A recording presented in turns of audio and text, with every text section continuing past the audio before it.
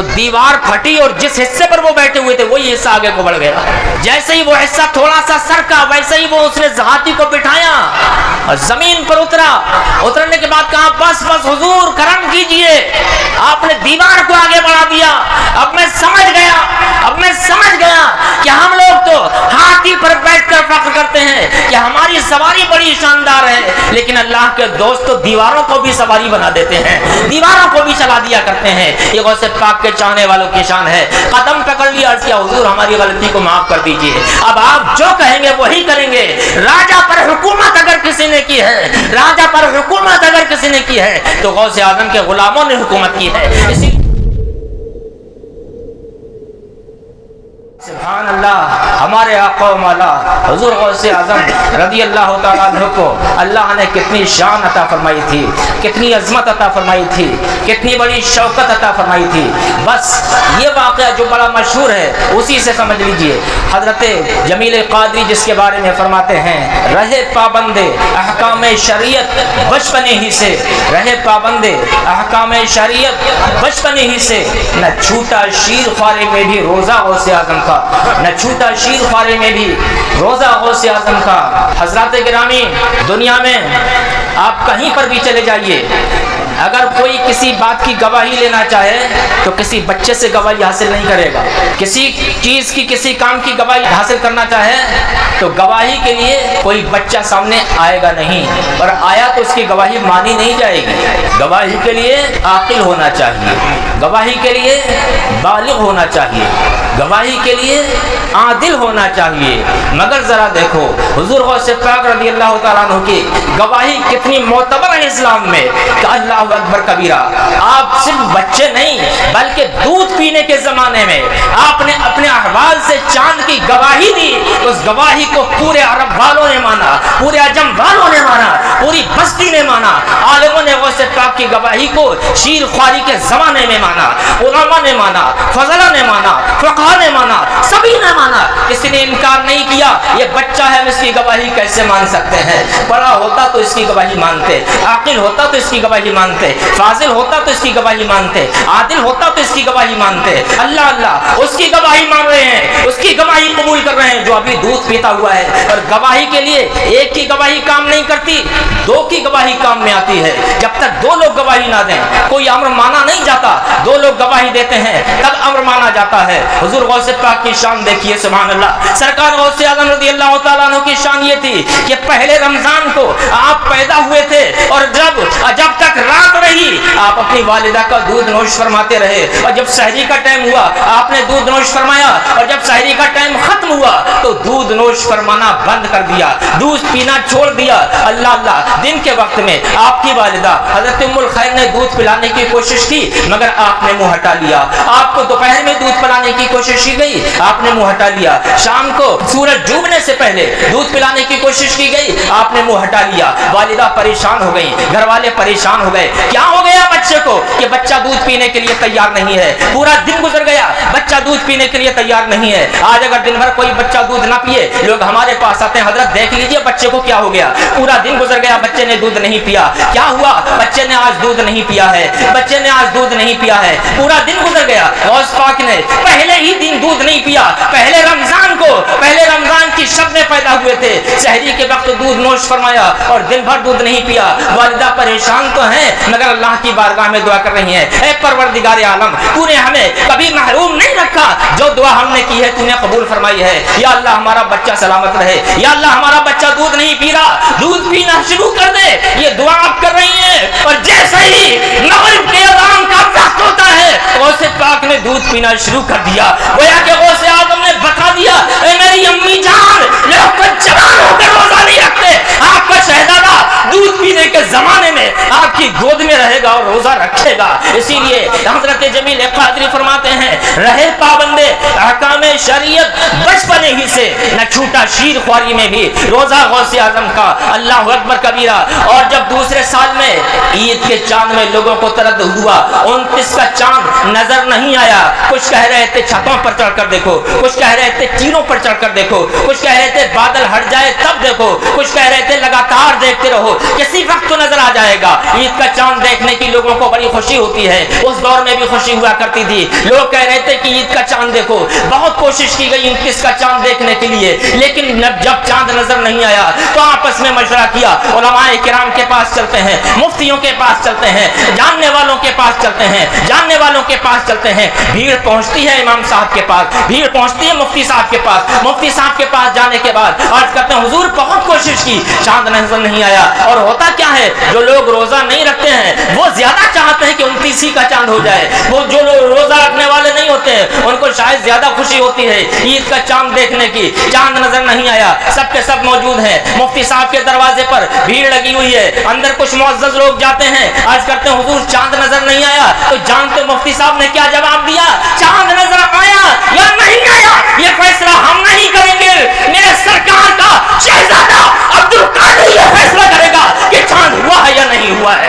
سبحان اللہ. چلو عبد القادر کے گھر چلتے ہیں. عبد القادر کی ماں سے پوچھتے ہیں کہ تمہارے بچے نے دن میں دودھ پیا ہے کہ نہیں پیا ہے, چاند ہوا ہے اس کا پتہ اگر لگانا ہے تو سادات کے گھرانے میں پہنچو, سادات کے دروازے پر پہنچو. اللہ اکبر کبیرہ. سب لوگ پہنچتے ہیں دن کے وقت میں. 30 تاریخ رمضان کی تھی اور دن کے وقت میں صبح کے وقت سب لوگ پہنچتے ہیں. اور پہنچنے کے بعد علماء مشائخ بھی اس میں شامل ہیں اور دستک دی جاتی ہے. دستک دینے پر کوئی باہر نہیں آیا.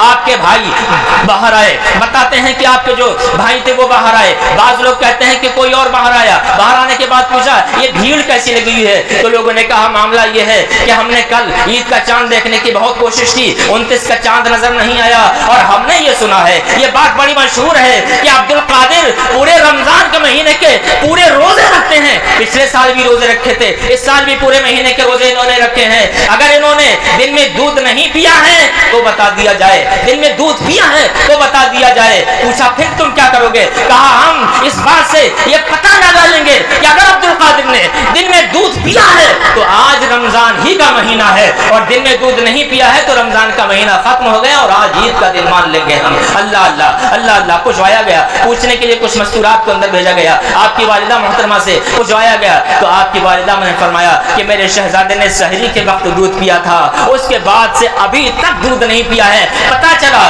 کہ ابھی رمضان کا مہینہ موجود ہے اور آج رمضان کی 30 تاریخ ہے, 30 کا چاند ہوگا. اللہ اللہ. میں کہنا یہ چاہتا ہوں گواہی مانی جاتی ہے, جوان کی گواہی مانی جاتی ہے. یہ تو دودھ پینے کا زمانہ ہے, علماء ان کی گواہی مان رہے ہیں, فضلاء ان کی گواہی مان رہے ہیں, مشائخ ان کی گواہی مان رہے ہیں, بڑے بڑے علماء ان کی گواہی مان رہے ہیں. اللہ اللہ. یہ کیوں مان رہے ہیں گواہی؟ شریعت میں بچے کی گواہی نہیں مانی جاتی, مگر دودھ پینے کے زمانے میں گواہی مانی جا رہی ہے. اور یہ گواہی اللہ اکبر کبیرہ, یہ گواہی ایک کی گواہی مانی جا رہی ہے, حالانکہ گواہ دو ہونا چاہیے تب گواہی معتبر ہوتی ہے. گویا کہ آپ کی گواہی دودھ پینے کے زمانے علماء نے مان کر لوگوں کو یہ بتا دیا کہ وہ سے پاک کی گواہی دو سے برابر ہے, بلکہ دو سے زیادہ کی حیثیت رکھتی ہے غوث اعظم کی گواہی. اسی لیے کسی نے کہا جس طریقے سے انبیاء میں سرکار کا مرتبہ اعلیٰ ہے, ایسے ہی ہمارے سرکار غوث پاک کا اولیاء کرام میں مرتبہ اعلیٰ ہے. جتنے بھی اولیاء کرام ہیں سب حسن ولایت کے پھول ہیں,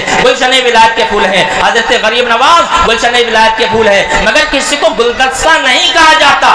گلشن ولایت کا ایک ایک پھول دیکھنا ہے تو مفتی اعظم کی شخصیت دیکھو, مفتی اعظم کی شخصیت دیکھنے کے بعد اعلیٰ حضرت کی شخصیت کو دیکھو. گلشن ولایت کے پھول ہیں, جتنے ولی ہیں سب کی شخصیت دیکھتے چلے جاؤ, سب کی علمیت دیکھتے چلے جاؤ, سب کا وقار دیکھتے چلے جاؤ, سب کا زہد و تقویٰ دیکھتے چلے جاؤ. اور اسی گلشن ولایت کا اگر گلدستہ دیکھنا ہے تو غوث پاک کی شان کو دیکھ لو, وہ گلدستہ ہیں اور سب اس گلدستے کے پھول ہیں. سبحان اللہ. سب اس گلدستے کے پھول ہیں.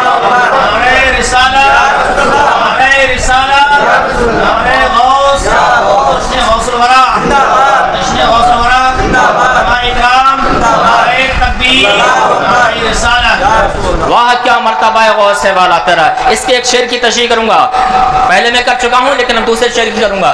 وہاں کیا مرتبہ اے غوث ہے بالا تیرا, اونچے اونچوں کے سروں سے قدم والا تیرا, سر بھلا کیا کوئی جانے کے ہے کیسا تیرا, اولیاء ملتے ہیں آنکھیں وہ ہے تلوا تیرا. راج کس شہر میں کرتے نہیں تیرے خادم, راج کس شہر میں کرتے نہیں تیرے خدام, باج کس نہر سے لیتا نہیں دریا تیرا. بس اس شعر کی تشریح کرنا ہے مجھے. راج کس شہر میں کرتے نہیں تیرے خدام. یا غوث الورا آپ کی شان کیا ہے. شہروں کے اندر حاکم حکومت کرتے ہیں لیکن وہ حاکموں پر آپ کے غلام حکومت کرتے ہیں. راج کس شہر میں کرتے نہیں تیرے خدام, باج کس نہر سے لیتا نہیں دریا تیرا.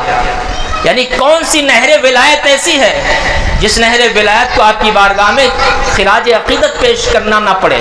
ہر نہر کو آپ کی بارگاہ میں خراج عقیدت پیش کرنا پڑتا ہے.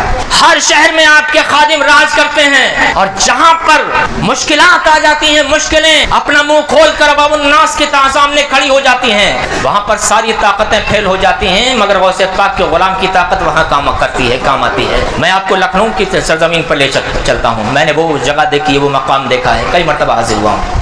حضرت شاہ امینہ رحمۃ اللہ تعالیٰ علیہ, کچھ کون نہیں جانتا, ہندوستان نہیں بلکہ شاید پوری دنیا میں آپ کو جانا جاتا ہے. بہت بڑے ولی کامل ہیں اور غوث اعظم کے اتنے بڑے دیوانے تھے, اتنے بڑے دیوانے تھے کہ جب غوث اعظم کا کوئی آپ کے سامنے نام لیتا تھا تو ہاتھوں کو باندھ لیا کرتے, سر کو جھکا لیا کرتے, اتنے زیادہ چاہنے والے تھے, ایسے تھے.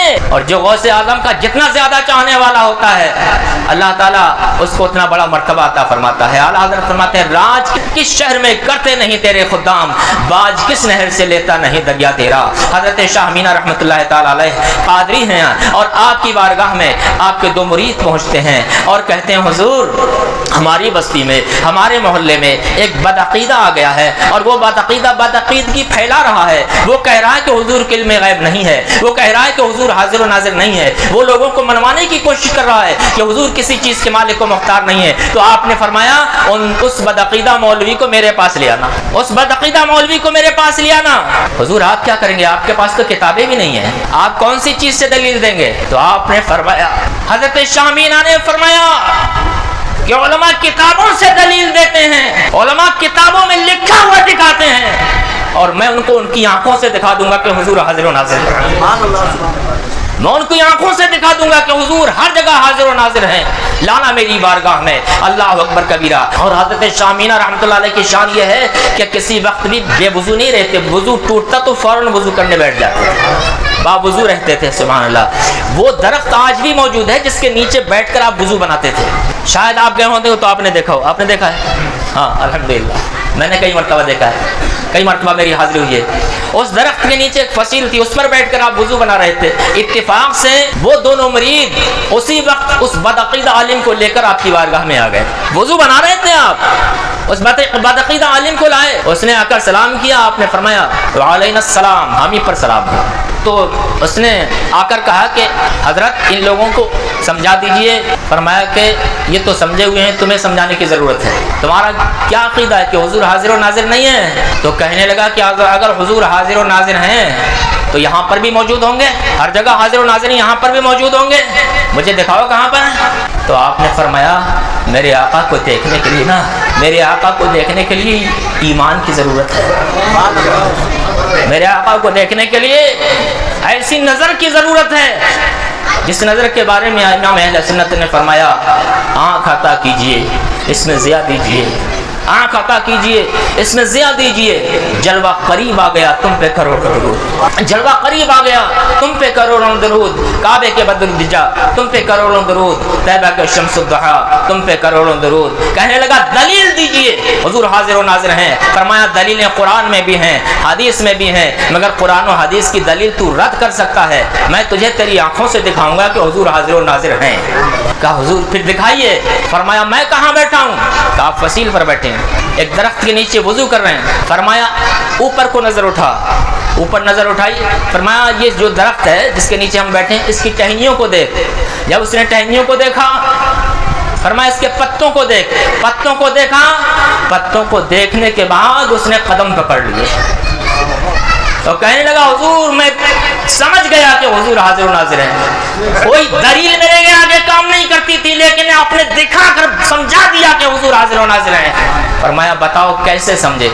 کہا حضور میں نے دیکھا آپ یہاں نیچے بیٹھے ہوئے وضو بنا رہے ہیں، اور جب میں نے اوپر نظر اٹھائی تو اس درخت کی ہر شاخ پر آپ بیٹھے ہوئے وضو بنا رہے ہیں، اس درخت کے ہر پتے پر آپ بیٹھے ہوئے وضو بنا رہے ہیں۔ تو اب میں نے سمجھ لیا جب حضور کے ادنا غلام کی شان یہ ہے کہ ایک وقت میں ہر شاخ پر موجود ہو سکتا ہے اور درخت کے نیچے بھی موجود ہو سکتا ہے، تو حضور کی شان تو بہت اعلیٰ ورفع ہے، سبحان اللہ۔ اور کوئی غیب کیا تم سے نہا ہو بھلا، جب نہ خدا ہی چھپا تم پہ کروڑوں درود۔ وہ بدعقیدہ عالم عرض کرنے لگا حضور مجھے توبہ کرائیے، میں آپ کا مرید ہونا چاہتا ہوں، سبحان اللہ۔ اسی لیے اعلیٰ حضرت نے فرمایا راج کس شہر میں کرتے نہیں تیرے خدام، باج کس نہر سے لیتا نہیں دریا تیرا، باج کس نہر سے لیتا نہیں دریا تیرا۔